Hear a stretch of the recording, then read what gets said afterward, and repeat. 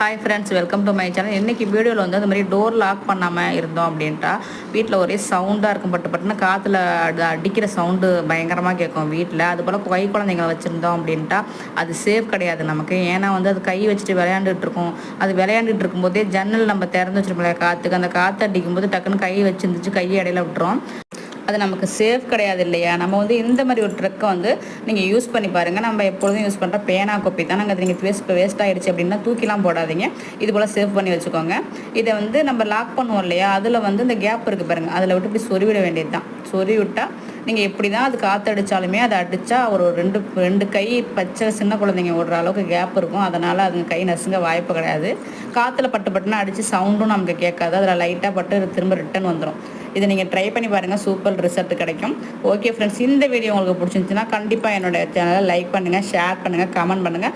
மறக்காமல் என்னுடைய சேனலை சப்ஸ்கிரைப்